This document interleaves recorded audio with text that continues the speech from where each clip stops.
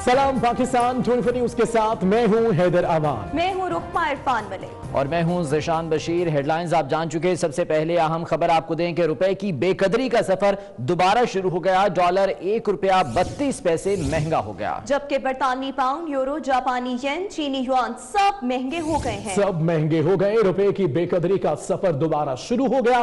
Dollar ₹1.32 महंगा हो गया, जबकि बरतानवी पाउंड, यूरो, जापानी येन, चीनी युआन सब महंगे हो गए।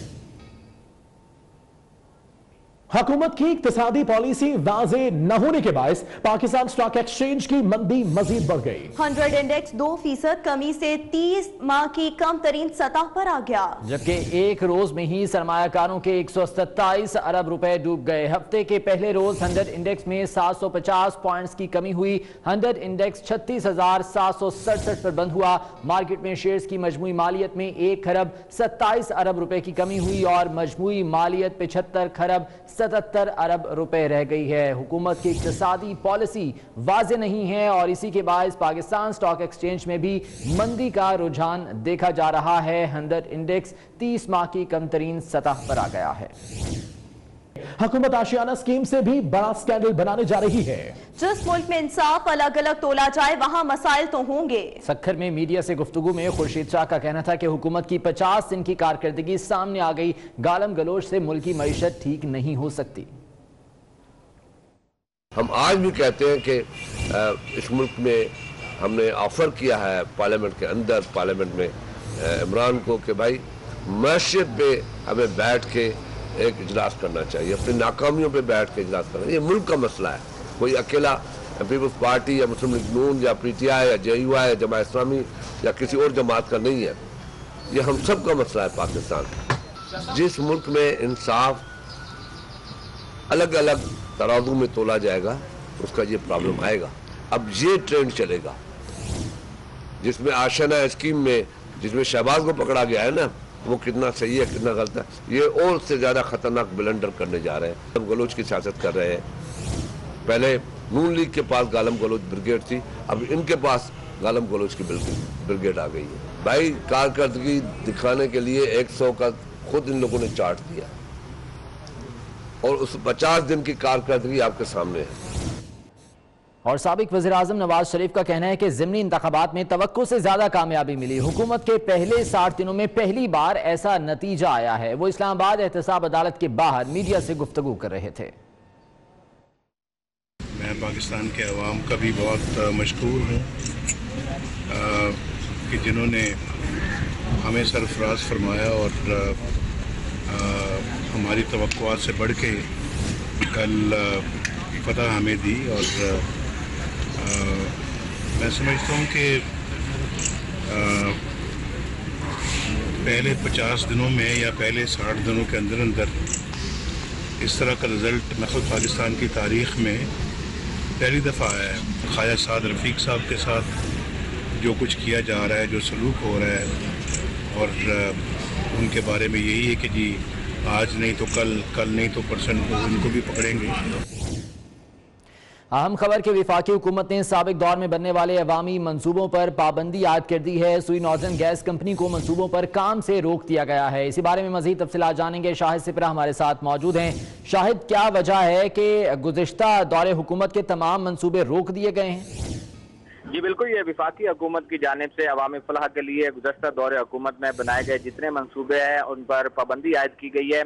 सुई नॉर्दर्न गैस कंपनी की जानिब से लाहौर समेत मुख्तलिफ इजला में अंडरग्राउंड जो पाइपलाइंस हैं वो बिछाने का काम मुकम्मल किया गया और ये तमाम जो मंसूबे थे वो वज़ीर आज़म पाकिस्तान के फंड से बनाए गए। लेकिन अब ज़राए ने यह बताया है कि क्योंकि ये गुज़श्ता दौरे हुकूमत में बनाए गए थे तो SNGPL आपने ज़ेरे ज़मीन नेटवर्किंग मुकम्मल कर चुकी है, लेकिन इस नेटवर्किंग को कमीशन करने की हदायत नहीं की गई। क्यों? इसमें इसका मतलब कमीशन करने का मतलब है कि वहाँ पे गैस की सप्लाई मुयस्सर नहीं करने की इजाज़त दी गई, जिसकी वजह से न सिर्फ कंपनी को करोड़ों रुपए का नुकसान बर्दाश्त करना पड़ रहा है, बल्कि उसके साथ साथ वो सार्फिन जो कि लाखों की तादाद में अपने डिमांड नोटिस सबमिट करवा चुके हैं उनको कनेक्शन हासिल करने में भी मुश्किलात का सामना है। कंपनी की अगर इस वक्त बात की जाए तो 24 लाख दरखास्तें जो हैं वो इल्तवा का शिकार हैं, लेकिन विफाकी हुकूमत की जानिब से पाबंदी लगने की वजह से न सिर्फ कनेक्शन इल्तवा का शिकार हो रहे हैं बल्कि उसके साथ साथ कई इलाकों में जो पाइपलाइन बिछने के बावजूद शहरी जो है वो गैस से महरूम हैं। ठीक है, अवाम को भी इससे मुश्किलात का सामना करना पड़ेगा। बहुत शुक्रिया शाहिद सिप्रा, इस बारे में तफसीलात से आगाह कर रहे थे।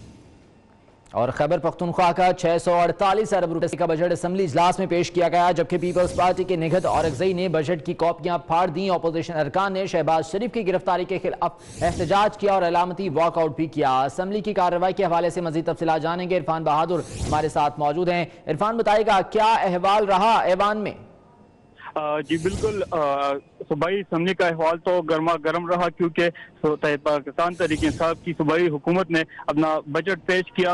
मजमूई तौर पर 648 अरब रुपए का बजट पेश किया गया, जिसमें तरक्याती कामों के लिए 180 अरब, तालीम के लिए 167 अरब 30 करोड़ रुपए, सेहत के लिए 78 अरब 65 करोड़ रुपए और सिक्योरिटी के लिए 62 करोड़ अरब रुपए का बजट रखा गया है। ज़राअत के लिए 24 अरब रुपए का बजट रखा गया है। इसके अलावा बजट पेश करते हुए जो वजीर फाइनेंस मिनिस्टर है, उनको बहुत मुश्किलात का सामना करना पड़ा, क्योंकि अपोजिशन ने शोर शराबा किया। अपोजिशन की रुकन कौमी अपोजिशन एहतजाज करती रही। बहुत शुक्रिया इरफान बहादुर अपडेट करने के लिए।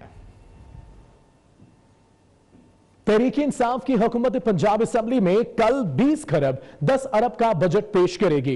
इसी से मुतालिक तफसीलात जानेंगे। अली रामे हमारे साथ होंगे। अली रामे, कल बजट पेश किया जाएगा, ये भी बताएगा कि कितना कट लगा इस तरक्याती बजट को? बिल्कुल, तहरीक इंसाफ की हुकूमत कल पंजाब में अपना पहला बजट जो है वो 8 माह का पेश करने जा रही है। इसके लिए जो तखमीना लगाया गया है, जो मौजूदा बजट है उसका कुल हुजम जो है वो 20 खरब 10 अरब जो है वो बनाया जा रहा है, जो कि कल पंजाब असेंबली से मंजूर कराया जाएगा। लेकिन सबसे बड़ी अहम चीज इस बजट में नजर आई है वो ये है कि इस बजट में 683 बिलियन का बजट जो है वो मुख्तस किया जाना था पंजाब में, जो कि तरक्याती बजट था। लेकिन तहरीक इंसाफ की हुकूमत ने वज़ीर-ए-आज़म की कफायत शहरी मुहिम के तहत उस बजट में 385 अरब रुपए का कट जो है वो लगा दिया और अब बताया जा रहा है कि कुल हुजम 202 खरब 50 अरब रुपए का तरक्याती बजट के लिए मुख्तस किया जाएगा। और इसमें orange line metro train Lahore का एक अहम मंसूबा है, जो कि साबिक़ दौर हुकूमत में शुरू किया गया था। लेकिन उस मंसूबे को जारी रखने के लिए तहरीक इंसाफ की हुकूमत की उनका एक अच्छा एहसन इक़दाम है कि उन्होंने 30 अरब रुपए की रकम जो है वो मुख्तस की गई है और पंजाब समिति से कल इसकी मंजूरी जो है वो ली जाएगी। और साफ पानी की फराहमी का तहरीक इंसाफ का एक नया प्लान था, लेकिन उसके लिए इस साल 8 माह के बजट में 30 अरब रुपए मुख्तस जो है वो किया जा रहा है। तो इसमें अब ठीक है, बहुत शुक्रिया अली रामे आपका। और खबर आपको दें, सिंध काबीना में मजीद तौसी हो गई है। 4 वज़ीरा ने अपने ओहदों का हलफ उठा लिया है। सिंध काबीना में अरकान की तादाद 18 हो गई है। मजीद जानते हैं अपने नुमाइंदे आजाद नोहरियो से। तो आजाद नोहरियो, 4 वज़ीरा ने अपने ओहदों का हलफ उठा लिया। जी बिल्कुल, गवर्नर हाउस कराची में हलफ बर्दारी तकरीब का इनेकाद किया गया, जिसमें वज़ीर सिंध सैयद मुराद अली शाह समेत अहम शख्सियत ने शिरकत की। इस हलफ बर्दारी तकरीब में गवर्नर सिंध इमरान इस्माइल ने सिंध असेंबली के 4 अरकान से काबीना के मेंबर के तौर पर हलफ लिया। उनमें नवाब तैमूर तानपुर, अब्दुल बारी खान ताफी, जो गुलाम मुर्तजा बलोच और सैयद अवैस कादर शाह शामिल है। जबकि इनके हलफ उठाने के बाद अब जो है काबीना का तादाद 18 हो चुका है, जिसमें 16 वजीर और 2 मुशीर शामिल है। ठीक है, बहुत शुक्रिया आजाद नोहरियो आपका। मुबैना इंतखाबी धांधली, जिसकी तहकीकात के लिए 30 रुकनी पार्लिमानी कमेटी बना दी गई है। गौहर महसूद हमारे साथ हैं, उनसे जानते हैं। गौहर, बताएगा इस पार्लिमानी कमेटी से मुतल्लिक। जी बिल्कुल, ये पार्लिमानी कमेटी 30 रुकनी पार्लिमानी कमेटी बनाई गई है, जिसके चेयरमैन के लिए तहरीक इंसाफ ने परवेज खटक का नाम सामने रखा है। इसके अलावा तमाम जो दिगर अपोजिशन जमातें हैं उनसे भी मेंबरान लिए गए हैं। नून लीग से 5 मेंबरान लिए गए हैं, PPP से 3 मेंबरान लिए हैं, ANP से 1, जबकि MMA से 1 मेंबर लिया गया है। इसी तरह तहरीक इंसाफ के 5 मेंबरान इसका हिस्सा होंगे। MQM का 1 होगा, बाप का 1 होगा, जबकि BNP का भी 1 होगा। ग्रेट डेमोक्रेटिक अलायंस जो है उनका भी 1 मेंबर इसका हिस्सा होंगे। इसके अलावा सेनेट से भी 10 मेंबरान लिए गए हैं। बैरिस्टर सैफ, मौलाना अब्दुल गफूर हैदरी, सरफराज अहमद बुख्ती, वज़ीर दिफा परवेज खट्टक को चेयरमैन बनाने की मंजूरी दी गई है। बहुत शुक्रिया आपका गौहर। और ज़िमनी इंतखाबात में हुकूमत कौमी असेंबली में अपनी 3 जीती सीटें हार बैठी है। तख्ते लाहौर पर नून लीग की गिरफ्त मजबूत हो गई। लाहौर, अटक और बन्नू में PTI अपनी सीटें हार गई, जबकि पाकिस्तान मुस्लिम लीग काफ ने अपनी दोनों सीटें बचा ली। चौधरी सालक हुसैन और चौधरी मोहन्नस इलाही भारी अक्सरियत से जीत गए। कौमी असम्बली की 11 नशिस्तों पर होने वाले ज़िमनी इंतखाबात में अब तक के गैर सरकारी और गैर हतमी नताइज के मुताबिक NA-35 बन्नू में मुत्तहिदा मजलिस अमल के जाहिद अकरम दुरानी जीत गए। तहरीक इंसाफ के नसीब अली शाह दूसरे नंबर पर रहे। NA-53 इस्लामाबाद पर हुक्मरान जमात पाकिस्तान तहरीक इंसाफ के अली नवाज आवान ने मैदान मार लिया। मुस्लिम लीग के टिकट होल्डर वकार अहमद नाकाम रहे। NA-56 अटक से तहरीक इंसाफ के उम्मीदवार ताहिर सादिक की छोड़ी हुई नशिस्त पर मुस्लिम लीग नून के मलिक सुहेल खान कामयाब हो गए। PTI के मलिक खुरम अली नशिस्त बचाने में नाकाम रहे। NA-60 रावलपिंडी से तहरीक इंसाफ के उम्मीदवार और शेख रशीद के भतीजे शेख राशिद शफीक कामयाब रहे। मलिक सजाद खान जो नून लीग के उम्मीदवार थे ये बार का सर करने में नाकाम रहे। NA-63 रावलपिंडी से तहरीक इंसाफ के रहनुमा गुलाम सरवर खान के साहिबजादे बैरिस्टर मंसूर हयात जीत गए। उनके मद्दे मुकाबिल मुस्लिम लीग नून के अकील मलिक थे।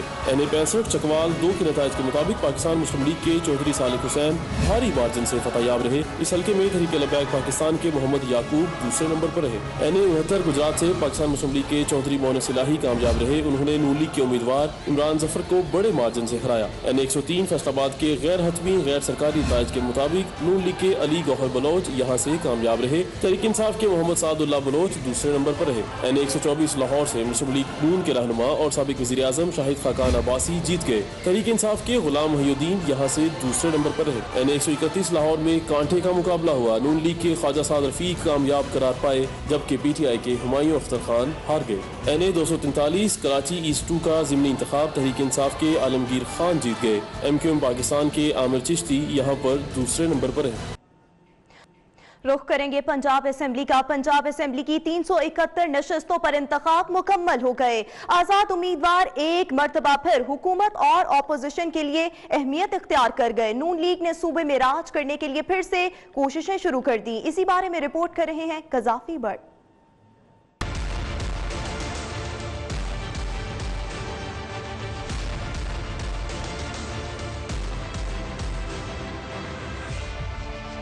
सूबाई असेंबली की 11 नशिस्तों पर होने वाले ज़िमनी इलेक्शन में हुक्मरान जमात तहरीक इंसाफ ने 4 जबकि नून लीग ने 6 नशिस्तें जीत लीं। तहरीक इंसाफ के लिए बड़ा सेटबैक वज़ीर आज़म इमरान खान की छोड़ी हुई नशिस्त हार जाना है। शहबाज शरीफ की छोड़ी हुई दोनों नशिस्तें मुस्लिम लीग नून बचाने में कामयाब रही। ज़िमनी इलेक्शन के बाद पंजाब असेंबली में तहरीक इंसाफ का अददी हिंसा 4 नशिस्तें जीतने के बाद 176 से 180 तक पहुँच गया है, जबकि मुस्लिम लीग नून के अराकीन की तादाद 6 नशिस्तें जीतने के बाद 162 से 168 हो गई है। पंजाब असेंबली में आजाद उम्मीदवार 2 से 4 हो गए हैं। तहरीक इंसाफ 193 के अददी हिस्से के साथ हुकूमती बेंचों पर बैठेगी, जबकि मुस्लिम लीग नून पीपल्स पार्टी को साथ मिला लेती है तो उनकी तादाद 175 हो जाएगी। सियासी तज्जियाकारों के मुताबिक 2 आजाद उम्मीदवार एक मरतबा फिर अहमियत इख्तियार करेंगे। आजाद उम्मीदवारों को साथ मिलाने के लिए दोनों जमातों ने कोशिशें शुरू कर दी हैं। खबर है कराची से। कराची के आई चौधरी रोड पर एक कम उम्र डाकू ने फ्रेंचाइज को लूट लिया। इस वारदात की CCTV फुटेज भी मंजर आम पर आ चुकी है। आपको बताएं कि ये वाकया पेश आया है कराची में, जहां आई चंद्रीगढ़ रोड पर फ्रेंचाइज को लूट लिया गया और इसकी CCTV फुटेज भी सामने आ चुकी है, जिसमें इस डाकू को लूटते हुए देखा भी जा सकता है। अब देखना यह है कि पुलिस इस पर क्या कार्रवाई करती है। कराची का इलाका आई चंद्रीगढ़ रोड है जहां पर यह वाकया पेश आया है और एक फ्रेंचाइज में डकैती हुई। कम उम्र डाकू यहां पर घुसा और असलहे के जोर पर यहां पर डकैती करके चलता बना। और कराची का इलाका भिटाई कॉलोनी, जहां मसरूफ सड़क पर डाकू ने शहरी को तसल्ली से लूटा और चलते बने। इस वारदात की भी CCTV फुटेज मंजर आम पर आ चुकी है। नुमाइंदा 24 न्यूज़ दानियाल सैयद हमारे साथ हैं, उनसे जानते हैं। दानियाल, बताइएगा इस वाकये से मुतालिक और क्या देखा जा सकता है CCTV फुटेज में? जी देखिए, बिल्कुल कराची के मसरूफ शारा है, भिटाई कॉलोनी का ये इलाका है जहाँ पे लुटेरे जो है उनकी दीदा दलेरी है। शहरियों को मसरूफ शारा के ऊपर लूटा गया है, सरेआम लूटा गया है। दोनों डाकू असले के जोर पर शहरी से नकदी, मोबाइल फोन और दीगर जो कीमती अशिया है वो लूट कर फरार हो गए। लूट मार करते वक्त इस CCTV फुटेज में भी वाज़ेह है कि सड़क पर ट्रैफिक जो है वो रवा दबा है। ताहम जो पुलिस हुकाम है उनका ये मौक़िफ़ है कि इस CCTV फुटेज की मदद से मुल्ज़िमान का ताक़ुब करने की कोशिश की जा रही है। यही मुल्ज़िमान जिन्होंने भिटाई कॉलोनी में ये जो वारदात करते हुए दिखाई दे रही है, इससे बेशतर भी इससे कबल भी बहुत सी वारदातों में मुलविस है, लेकिन इनको अब तक गिरफ्तार नहीं किया जा सका है। ताहम पुलिस हुकाम का ये दावा है कि CCTV फुटेज की मदद से मुल्ज़िमान की गिरफ्तारी में मदद मिल सकती है। बहुत शुक्रिया दानियाल आपका। खबर शामिल करेंगे इस्लामाबाद से। इस्लामाबाद में पीएमडीसी और एहतजाजी डॉक्टर्स में मुज़ाकरात कामयाब हो गए। डॉक्टर्स ने मुतालबा किया था कि उन्हें इम्तिहान की इजाजत दी जाए। गौहर महसूद से मजीद बात कर लेते हैं। गौहर, बताइएगा किन निकात पर ये मुज़ाकरात कामयाब हुए हैं? जी बिल्कुल, ये जो बाहर से पढ़े हुए डॉक्टर हैं उनको पीएमडीसी की जानिब से उनको यहाँ पर जो टेस्ट होते हैं एमबीबीएस और दीगर जो डॉक्टर्स के लिए उनमें नहीं बिताया जा रहा था, उसके खिलाफ डॉक्टर्स ने आज पीएमडीसी के हेडक्वार्टर के सामने एहतजाज किया था। एहतजाज के दौरान पीएमडीसी के जो प्रेसिडेंट है शाकिरुल्लाह जान, उनसे मुज़ाकरात हुए। मुज़ाकरात में इस बात पर इत्तेफाक किया गया कि कल से आप लोग आना शुरू कर दें, अपने डॉक्यूमेंट्स दस्तावेजात दस्तखत करके यहाँ पर जमा कराया जाए। जितने भी एमबीबीएस और डेंटल के टेस्ट वगैरह होते हैं मुज़ाकरात अब कामयाब हो चुके हैं। बहुत शुक्रिया गौहर आपका। और रिक्शे और फालूदे वाले के बाद अब मुर्दे भी अरबपति होने लगे हैं। कराची के एक मरहूम शहरी के नाम पर जाली अकाउंट में 4 अरब 60 करोड़ रुपए मुंतकिल किए गए। रिपोर्ट कर रहे हैं राजा मोहम्मद साकिब। मगर मरने के बाद कराची के इलाके शादमान टाउन के रिहायशी इकबाल आराई को इस दुनिया फानी से गुजरे भी 3 बरस बीत गए, मगर इकबाल आराई के मरने के बाद मालूम हुआ कि इनके 4 अकाउंट्स में 4 अरब 60 करोड़ रुपए की मुंतकली हुई है। तहकीकाती इदारों के मुताबिक इकबाल आराई के नाम के 3 मुख्तलिफ बैंक्स में 4 जाली अकाउंट्स खुलवाए गए, जहां अरबों रुपए आए और चले गए। जाली बैंक अकाउंट्स की तहकीकात ज्वाइंट इन्वेस्टिगेशन टीम ने शुरू कर दी है। इससे कबल कराची में सरकारी मुलाजिमा, रिक्शा ड्राइवर और फालूदा बेचने वाले शहरियों के जाली अकाउंट्स में भी अरबों रुपए की ट्रांजैक्शन सामने आ चुकी हैं। राजा मोहम्मद साकिब, 24 न्यूज, कराची। जेब में लाख नहीं और बैंकों में करोड़ों के अकाउंट्स पर अकाउंट्स। सियालकोट के मराकज शाह का एक और जाली अकाउंट सामने आ गया है। अकाउंट में करोड़ों की ट्रांजैक्शन हुई है। रिपोर्ट कर रहे हैं मियां मोहम्मद इशफाक।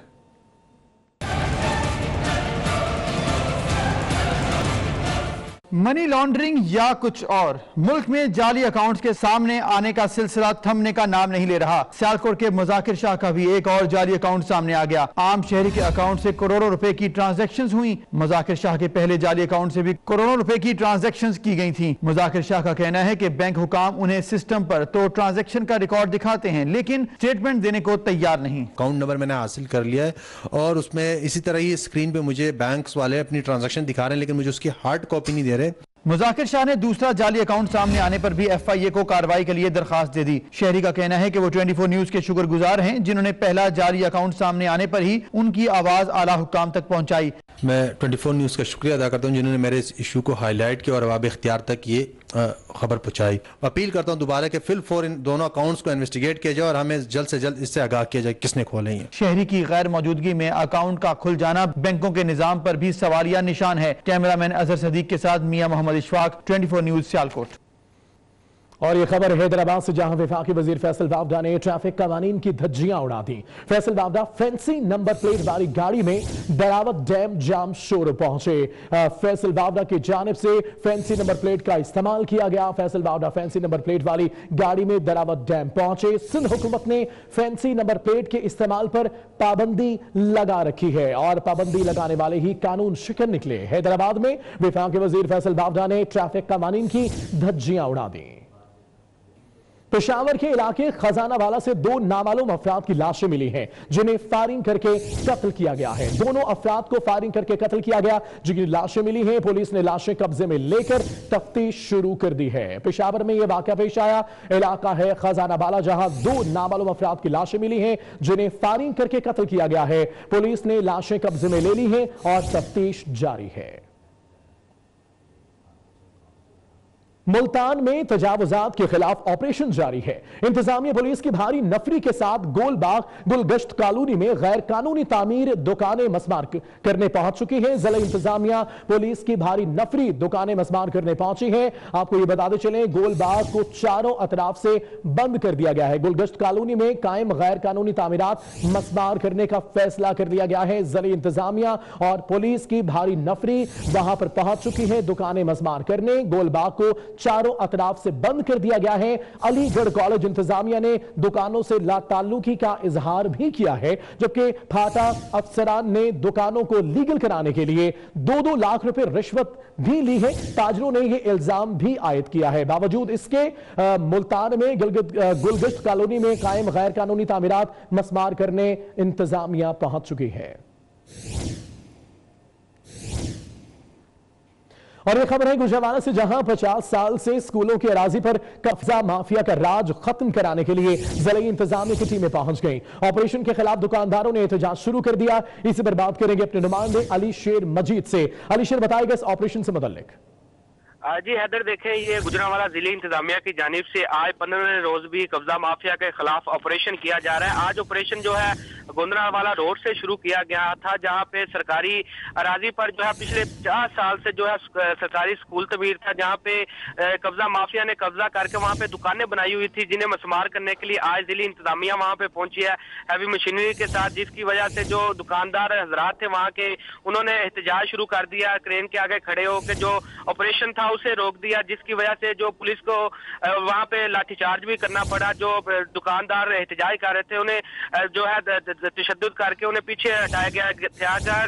जो एहतजाज करने वाले मुजाहिरीन थे उनमें से 2 अफराद को जो है गिरफ्तार कर लिया गया है। डिप्टी कमिश्नर गुजरांवाला का कहना है कि पिछले 50 साल के ये जो कब्जा माफिया सरकारी स्कूल की अराजी पर कब्जा किया हुआ था और दुकानें बनाकर वहां पे बैठे हुए थे। आज जो है ऑपरेशन इनके खिलाफ किया जा रहा है।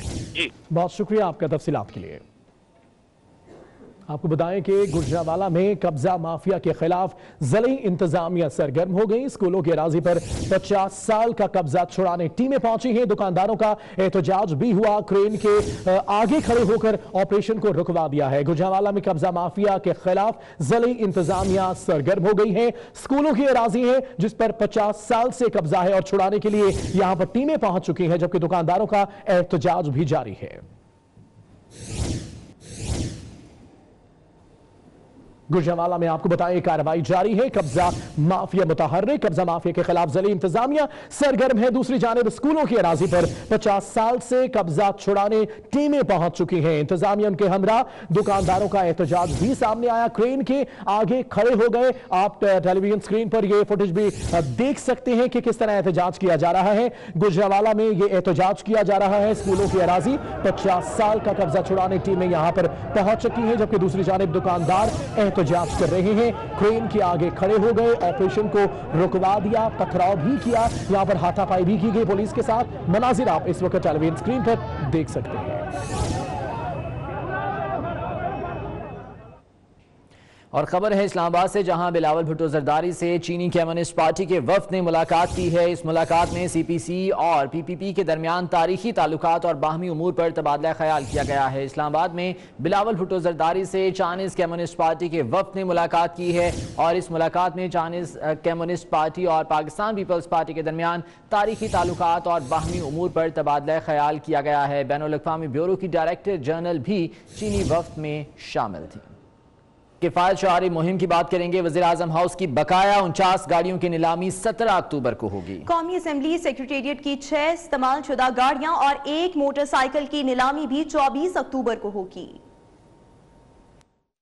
वफाकी हुकूमत की किफायत शुआरी मुहिम जारी है। इस सिलसिले में वज़ीर आज़म हाउस में मजीद 49 गाड़ियों की नीलामी 17 अक्टूबर को होगी। गाड़ियों में 2 बम प्रूफ, 20 बुलेट प्रूफ और 27 नॉन बुलेट प्रूफ गाड़ियां शामिल हैं। 2016 मॉडल की 9 गाड़ियां भी नीलामी में रखी जाएंगी। 15 और 16 अक्टूबर को शहरी वज़ीर आज़म हाउस में गाड़ियों का मुआयना कर सकेंगे। महकमा कस्टम्स को गाड़ियों की नीलामी का काम सौंपा गया है। कौमी असेंबली सेक्रेटेरिएट की 6 इस्तेमाल शुदा गाड़ियों और 1 मोटरसाइकिल की नीलामी 24 अक्टूबर को होगी। कौमी असेंबली सेक्रेटेरिएट में मौजूद गाड़ियों का मुआयना 23 अक्टूबर तक दिन 11 से 1 बजे तक किया जा सकता है। बशीर चौधरी, 24 न्यूज, इस्लामाबाद।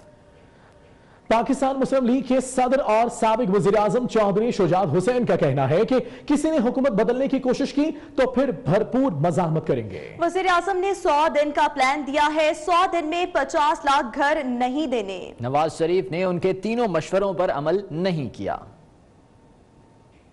में अमायदीन इलाका से गुफ्तगू करते हुए चौधरी शुजात हुसैन ने कहा है वज़ीर आज़म इमरान खान की नीयत साफ है, वो पाकिस्तान की तरक्की के लिए 4.5 साल का प्लान दें। हुकूमत को अपनी मुद्दत पूरी करनी चाहिए। किसी ने साजिश के जरिए हुकूमत बदलने की कोशिश की तो उसकी भरपूर मज़ाहमत करेंगे। साबिक वज़ीर आज़म ने कहा कि ज़मीनी इंतखाबात में चौधरी सालक सबसे ज्यादा 68,000 की लीड से कामयाब हुए, जबकि चौधरी मोनस इलाही 50,000 वोटों के मार्जिन से जीते हैं। नवाज शरीफ को कहा था कि कामयाब होना चाहते हैं तो अपनी मैं को खत्म करें, खुशामदियों और मुनाफिकीन से दूर रहें, लेकिन मियां साहिब ने उनके मशवरों पर अमल नहीं किया।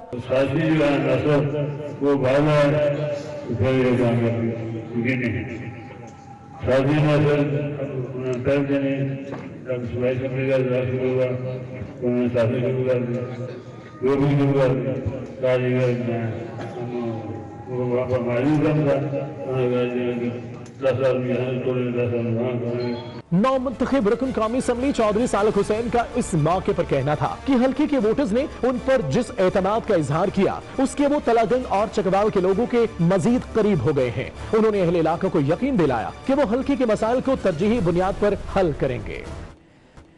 और स्पीकर पंजाब असम्बली परवेज इलाही कहते हैं कि पंजाब में अपने दौर में रिकॉर्ड तरक्याती काम किए, 14 बरस बीत गए, रेस्क्यू 1122 को कोई बंद नहीं कर सका। कोशिश है इदारे की जो चीजें रह गई हैं उसके लिए कानून साजी करें। वज़ीर आला पंजाब ने ताउन की यकीन दहानी कराई है। सुप्रीम कोर्ट से कि मंशा बम को गिरफ्तार कर लिया गया है। मंशा बम जो कि सुप्रीम कोर्ट में अज खुद पेश हुआ था उसे गिरफ्तार कर लिया गया है। वाज़ेह है कि पंजाब पुलिस को अहकाम जारी किए गए थे कि मंशा बम को हिरासत में लिया जाए, लेकिन मंशा बम अज खुद सुप्रीम कोर्ट में पेश हुआ जिसके बाद उसे गिरफ्तार कर लिया गया है। मंशा बम मंशा खोखर उर्फ मंशा बम को सुप्रीम कोर्ट से ही गिरफ्तार कर लिया गया, हाता सुप्रीम कोर्ट से उसे गिरफ्तार किया गया और उसके बाद उससे पुलिस ने हवालात मुंतकिल कर दिया है जिससे मजीद तहकीकात भी की जाएंगी। वाज़ेह रहे कि नाजायज तजावुजात केस में सुप्रीम कोर्ट की जानिब से यह अहकामात दिए गए थे कि मंशा खोखर उर्फ मंशा बम को गिरफ्तार किया जाए, लेकिन पुलिस उसे गिरफ्तार नहीं कर पाई थी। उसके बाद मंशा बम आज खुद सुप्रीम कोर्ट में पेश हुआ। मंशा बम को हाथा सुप्रीम कोर्ट से गिरफ्तार कर लिया गया है। ये मनाजिर भी आप देख सकते हैं टेलीविजन स्क्रीन पर कि मंशा बम को गिरफ्तार करके ले जाया जा रहा है। मंशा बम पर कत्ल, इक़दाम कत्ल और जमीनों पर कब्जों के मुकदमात हैं और नाजायज तजावुजात केस में चीफ जस्टिस ऑफ पाकिस्तान की जानिब से यह अहकाम जारी किए गए थे कि मंशा बम को फौरी तौर पर गिरफ्तार किया जाए, लेकिन पुलिस मंशा बम को गिरफ्तार नहीं कर सकी थी, जिसके बाद मंशा खोखर उर्फ मंशा बम आज सुप्रीम कोर्ट में खुद पेश हुआ जिसे गिरफ्तार कर लिया गया है। कत्ल, इक़दाम कत्ल और जमीनों पर कब्जे के मुकदमात हैं और अब मजीद इन्वेस्टिगेशंस भी की जाएंगी। वाज़ेह रहे कि इससे पहले सुप्रीम कोर्ट लाहौर रजिस्ट्री में भी ये केस सुना गया था और उसके बाद चीफ जस्टिस ऑफ पाकिस्तान ने मुल्जिमान को सुप्रीम कोर्ट इस्लामाबाद तलब किया था, जिसके बाद यहां पर करामत खोखर और दीगर लोगों ने तहरीरी तौर पर मुआफी तलब की थी, जबकि सुप्रीम कोर्ट की जानिब से अहकाम जारी किए गए थे कि मंशा बम को गिरफ्तार किया जाए। मंशा बम आज सुप्रीम कोर्ट में पेश हुआ और उसके बाद उसे गिरफ्तार कर लिया गया है। अमानत गशकोरी हमारे साथ मौजूद हैं, उनसे इस बारे में मजीद जान लेते हैं। अमानत, आगाह कीजिएगा, मंशा बम को हाथा सुप्रीम कोर्ट से अब गिरफ्तार किया गया है। जी बिल्कुल, देखें इस्लामाबाद पुलिस ने मंशा बम को अदालत से गिरफ्तार कर लिया है। मंशा बम की जानिब से अदालत से दरख्वास्त की गई थी उनका केस जो है समाअत के लिए मुकर्रर किया जाए और मंशा बम तकरीबन 1.5 से 2 घंटा कमरे अदालत में बैठे रहे और वेट करते रहे, जिस पर पहले जो है पुलिस की जानिब से बताया गया कि चीफ जस्टिस पाकिस्तान जो है वो मीटिंग में है और उसके बाद जो है मंशा बम केस जो है उसको सुना जाएगा। ताहम अभी जो है इस्लामाबाद पुलिस ने मंशा बम को गिरफ्तार कर लिया है और उसको सुप्रीम कोर्ट से ले गए हैं और थाना सेक्रेटेरिएट उन्हें जो है मुंतकिल किया जाएगा और पुलिस राय के मुताबिक उन्हें कल जो है मजिस्ट्रेट की अदालत में पेश किया जाएगा और उसके बाद जो है बाकायदा उनके खिलाफ कार्रवाई की जाएगी। सुप्रीम कोर्ट ने मंशा बम की गिरफ्तारी के लिए पंजाब पुलिस को जो है हुक्म दे रखा था और उनकी जल्द से जल्द गिरफ्तारी का हुक्म दिया गया था। ताहम पंजाब पुलिस जो है उनकी गिरफ्तारी में नाकाम रही थी और आज मंशा बम खुद सुप्रीम कोर्ट में पेश हुए थे और उनका कहना था कि मैं खुद को अदालत के सामने पेश करना चाह रहा हूं, मेरे खिलाफ तमाम तर जो इल्जामात हैं वो बेबुनियाद हैं, मैं कब्जा ग्रुप नहीं हूं, ना ही मेरा कब्जा ग्रुप से ताल्लुक है, मेरी तमाम तर जो जायदाद है वो मुझे विरासत में मिली है और मेरे खिलाफ शहबाज शरीफ और हमजा शहबाज ने झूठे मुकदमात भी करवाए हैं और SSP जिसने लाहौर जिसने मेरे खिलाफ इल्जामात लगाए हैं वो जो है उनके साथ मेरी लड़ाई हुई थी छोटी सी बात पे, जिसके बाद उन्होंने मेरे खिलाफ झूठी जो बातें हैं वो अदालत को बताई थी। और मेरे खिलाफ जो है मुकदमा दर्ज किए गए हैं और लाहौर में मेरे खिलाफ काफी मुकदमा दर्ज हो चुके हैं। ताहम मैं जो मेरी जो तफ्तीश है वो ईमानदार अफसर करे और चीफ जस्टिस। जी ठीक है, अमानत गोशखोरी इस बारे में तफसीलात से आगाह कर रहे थे। मंशा बम को थाना सेक्रेटेरिएट मुंतकिल कर दिया गया है। कत्ल, इक़दाम कत्ल और ज़मीनों पर नाजायज़ कब्ज़ों के इल्ज़ामात हैं, मुकदमात दर्ज हैं मंशा बम पर और सुप्रीम कोर्ट में खुद वो पेश हुआ था, जिसके बाद इस्लामाबाद पुलिस ने हिरासत में लिया है और अब मजिस्ट्रेट की अदालत में कल पेश किया जाएगा। अमानत ये बताइएगा कि मंशा बम की जानिब से ये कहा गया कि शरीफ ख़ानदान की जानिब से उस पर ज़्यादतियाँ की गई हैं, उस पर नाजायज जो है वो मुकदमात कायम किए गए हैं, इस बारे में क्या तफसीलात हैं? जी बिल्कुल, देखिए मंशा बम का कहना था कि शरीफ खानदान ने मेरे खिलाफ जो है मुकदमा दर्ज करवाए हैं और हमजा शहबाज और शहबाज शरीफ ने मेरे खिलाफ झूठे मुकदमा दर्ज कराए और 80 से जायद मुकदमा जो है वो मेरे खिलाफ दर्ज कराए गए। ताहम हाई कोर्ट में मैं तमाम मुकदमात में बरी हो चुका हूँ। अब जो मेरे खिलाफ दोबारा झूठे मुकदमा दर्ज करवाए गए हैं और मेरे पे इल्जाम लगाया गया है कि मैं कब्जा ग्रुप हूँ, हालांकि मेरा किसी कब्जा ग्रुप से ताल्लुक नहीं है और मैं जो है मुझे विरासत में तमाम तर जायदाद मिली थी और मेरे खिलाफ झूठे मुकदमा दर्ज किए गए हैं। सुप्रीम कोर्ट से मंशा बम ने इस्तदा की है कि सुप्रीम कोर्ट मेरा केस सुने, मैं अदालत में पेश होकर अपने शवाहिद देना चाहता हूं जो मेरे खिलाफ इल्जामात लगाए गए हैं। मेरे पास तमाम तर शवाहिद मौजूद हैं, मैं शवाहिद पेश करूंगा और मुझे उम्मीद है कि अदालत से मैं सुरखरू होकर निकलूंगा क्योंकि मेरे खिलाफ तमाम तर जो मुकदमात हैं वो झूठे मुकदमात मेरे खिलाफ बनाए गए हैं। मंशा बम का कहना था कि मैं आज इसीलिए अदालत में पेश हुआ क्योंकि उनका कहना था कि मैं पुलिस के सामने पेश नहीं होना चाहता था, मुझे पंजाब पुलिस पे एतबार नहीं है। पंजाब पुलिस जो है वो उनके साथ मिली हुई है, उसी SSP ने ही मेरे खिलाफ मुकदमा दर्ज करवाए हैं, इसलिए मैं पंजाब पुलिस पर मेरा एतबार नहीं है। मेरा शफाफ ट्रायल होना चाहिए और इस्लामाबाद पुलिस और सुप्रीम कोर्ट में पेश होकर मैं अपना मुकदमा लड़ना चाहता हूं। मेरा मुकदमा सुना जाए और मेरे खिलाफ जितने भी इल्जामात हैं मैं उनके शवाहिद पेश करूंगा। अमानत ये बताइएगा कि मंशा बम क्या बाकायदा तौर पर आज अदालत के रूबरू पेश हो सका था या सिर्फ गिरफ्तार किया गया है आज उसे? आज बिल्कुल देखिए, मंशा बम की तरफ से एक तहरीरी दरखास्त सुप्रीम कोर्ट में दायर की गई थी कि मेरा केस जो है समाअत के लिए मुकर्रर किया जाए। ताहम उनकी जो दरखास्त है वो मुकर्रर ना हो सकी। मंशा बम जो है 1.5 से 2 घंटे कमरे अदालत में बैठे रहे और इंतजार करते रहे, लेकिन उनकी दरखास्त जो है वो समाअत के लिए मुकर्रर ना हो सकी, जिसके बाद इस्लामाबाद पुलिस ने उन्हें कमरे अदालत से ही गिरफ्तार कर लिया और आज से थोड़ी देर पहले ही उन्हें सुप्रीम कोर्ट से बाहर ले जाया गया है और पुलिस राय के मुताबिक उन्हें जो है थाना सेक्रेटेरिएट में मुंतकिल किया जाएगा। उसके बाद जो है उनके खिलाफ ज़ाब्ते की जो कार्रवाई है वो शुरू की जाएगी। ठीक है, अमानत गोशखोरी बहुत शुक्रिया, इस बारे में तफसीलात से आगाह कर रहे थे।